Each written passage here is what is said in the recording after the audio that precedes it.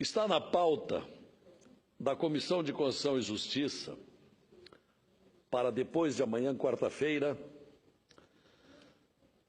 uma emenda constitucional de minha autoria,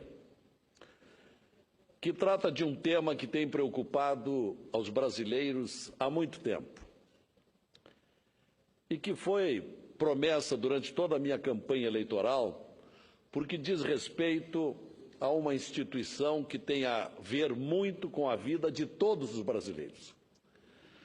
Estou me referindo ao Supremo Tribunal Federal e ao sistema de indicação dos ministros da Suprema Corte do Brasil.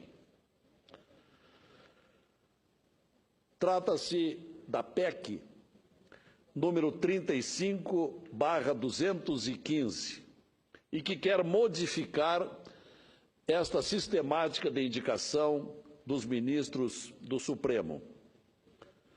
Porque, para a compreensão imediata de todos, é bom lembrar que desde finais de 2014 até meados de 2015, por quase 9 meses, o Supremo Tribunal Federal esteve desfalcado de um ministro na sua composição, contrariando o que determina o artigo 101 da Constituição Federal, que preceitua o número de 11 ministros para o seu funcionamento, nomeados sempre pela Presidência da República. E aí a nossa primeira desconformidade quanto à autoridade que nomeia, de um poder nomeando outro poder.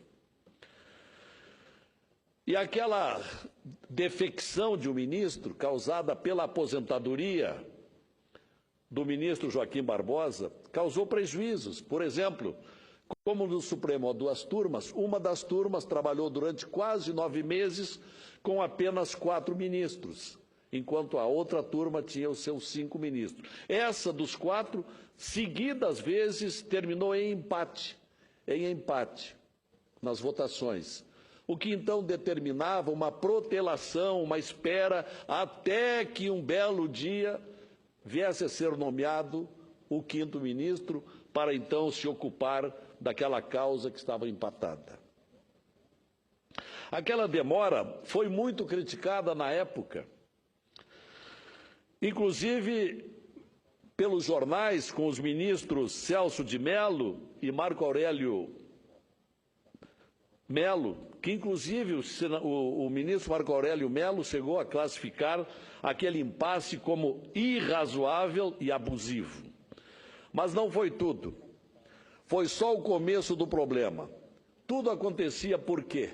E não foi apenas. A história mostra que inúmeros presidentes da República levaram 2, 3, 4, 5 meses, e a presidente Dilma levou quase 9, para indicar a complementação da Suprema Corte quando da aposentadoria ou falta de algum ministro. Escancarado o defeito, a prerrogativa da presidente, aquele direito desmedido, e aqui está a nossa crítica, que levou à proposta desta PEC, a condição absolutista da Presidência da República de indicar quando quer e quem quer para compor a Corte Suprema, quando se sabe que o Senado habitualmente tem aprovado as indicações. Houve uma única exceção na história da República, que foi a rejeição do nome de Barata Ribeiro logo no começo da República, porque ele era médico, ele não era bacharel em Direito e se subentendia que não estaria preparado para ser um bom legislador. A indicação restrita a uma única vontade é a nossa crítica, senhor presidente, senhores telespectadores da TV Senado. Essa condição autocrática da Presidência da República, isto contraria a própria disposição da Constituição brasileira, que preconiza a harmonia e a independência entre os poderes. Esta é a ponderação que me levou a propor e justificar aqui esta PEC. E é uma mudança que convém dizer desde logo que não afeta o princípio pétreo constitucional da harmonia e da verdadeira independência entre os poderes que adotamos no Brasil, que é a doutrina tripartite de Montesquieu, em nossa lei maior e respectiva distribuição de competência. A nossa proposta não vai afetar, essa proposta será discutida e votada depois de amanhã na Comissão de Constituição e Justiça do Senado Federal. E não poderia afetar a ordem jurídica, política e social em vigência. Vai isto sim, senhor presidente, vai reforçar o equilíbrio do sistema de freios e contrapesos da ordem jurídica. Isto é, os controles recíprocos que impedem o arbítrio de um poder sobre outros. E isto atualmente existe. No nosso caso, na prática, insisto sempre, há dependência do judiciário ao executivo.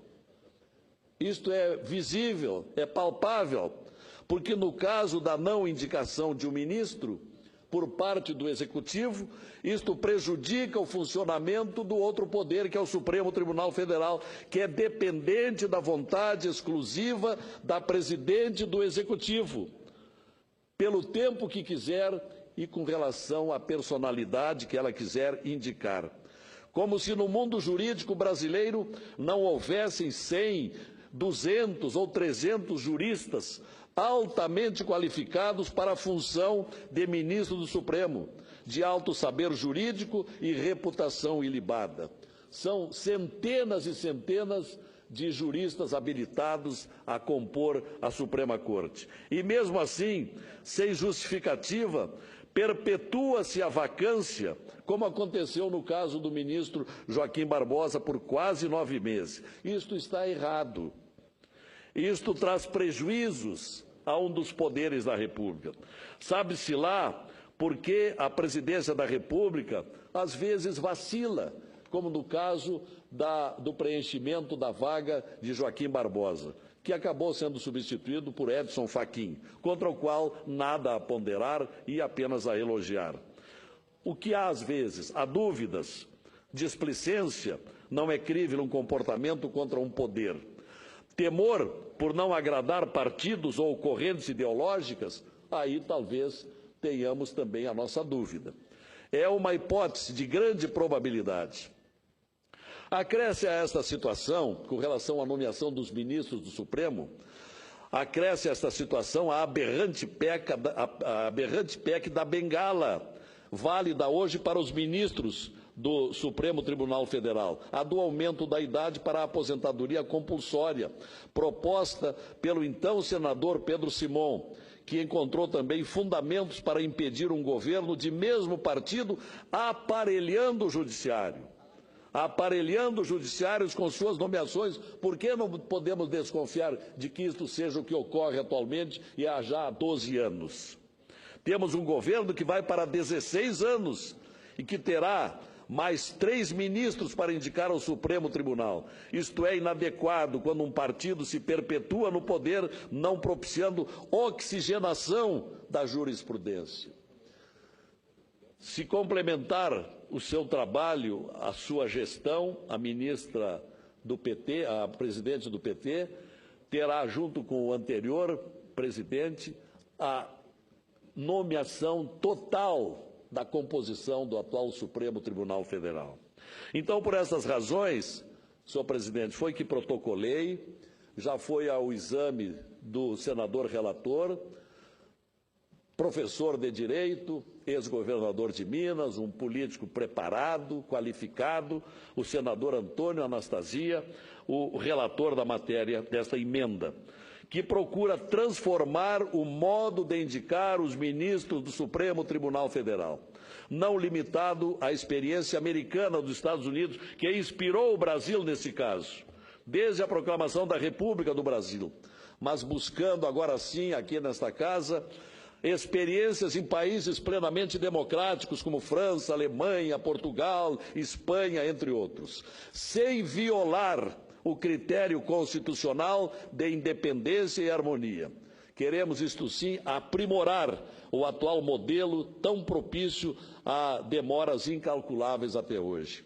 A proposta, senhor presidente, isso precisa ser bem sublinhado, a proposta desta PEC 35 não mexe nas premissas dos três poderes, mantém as autoridades soberanas com as garantias de independência dentro de uma visão harmônica. Agora, isto sim, corrige um problema institucional, porque hoje dependemos de uma vontade lenta e omissa, como se viu na indicação do ministro Edson Fachin. Isto torna o outro poder submisso a esta distorção, apequenando um poder. O poder executivo, nomeando ministros do judiciário, isto é intromissão no outro poder, isto não é independência. A sistemática proposta, portanto, repito, não mexe nos princípios que continuarão iguais, que será votado depois de amanhã na Comissão de Constituição e Justiça. O critério constará do prazo de até um mês, isto é, como vai se proceder pela proposta? Até 30 dias da vacância no cargo de ministro do Supremo. Haverá prazo para a primeira medida. Esta medida consistirá do seguinte: uma comissão, um colégio eleitoral, formado de 7 membros, oriundos da seguinte maneira: 5 da esfera judiciária superior. Presidente do Supremo, presidente do STJ, presidente do Superior do Trabalho, presidente do Superior Militar e presidente do Superior Eleitoral. 5 ministros dos tribunais superiores, mais o Procurador-Geral da República e o presidente do Conselho Federal da OAB. Estes 7 personagens formarão uma lista tríplice: tribunais superiores e representação dos advogados, as mais importantes instituições jurídicas do país. Este colegiado, altamente qualificado, elabora esta lista tríplice de especialistas na área jurídica, com idade acima de 35 anos, como manda a Constituição, experiência em atividade jurídica comprovada por um tempo mínimo de 15 anos. Isto é, não é chamar um político da Câmara ou do Senado que há muito tempo está divorciado da atividade jurídica, não assim, mas alguém que esteja na militância da atividade jurídica. 15 anos de experiência, com notável saber jurídico, naturalmente, e ilibada reputação. Esta lista tríplice, senhor presidente, esta lista tríplice, então, sim, será encaminhada no prazo de 30 dias após a vacância no Supremo e após a elaboração por esta comissão. Esta lista será encaminhada à Presidência da República, que, por sua vez, terá também 30 dias para optar por um dos nomes da lista tríplice recebida e encaminhá-la à sabatina deste Senado, com prazo regimental para decidir por maioria de votos, tal qual se dá hoje. A proposta resolve também um problema constantemente arguido, o da vitaliciedade do cargo. Hoje, alguns ministros do Supremo, senhor presidente, permanecem por décadas, inclusive com possibilidade de presidir a Corte por mais de uma vez, de tal modo que, se a proposta estabelece prazo fixo do mandato, é a nossa proposta, o mandato fixo dos ministros do Supremo por 10 anos, não autorizada a recondução. Também consideramos outros elementos, como evitar que o Supremo sirva de trampolim para a política partidária. Assim, propomos a inelegibilidade por 5 anos contados do término do mandato no Supremo. Em segundo lugar, a proposta não afeta direitos atuais dos ocupantes do cargo do Supremo, seguem as regras com que foram escolhidos atualmente. Nossa proposta vem tendo boa aceitação por onde apresentamos na comunidade jurídica. Queremos, isto sim, inserir ao debate agora esta Casa, a quem caberá confirmar ou aprimorar a emenda, que já teve o respaldo com louvores aos quais agradeço, do senador relator, o nosso brilhante senador Antônio Anastasia.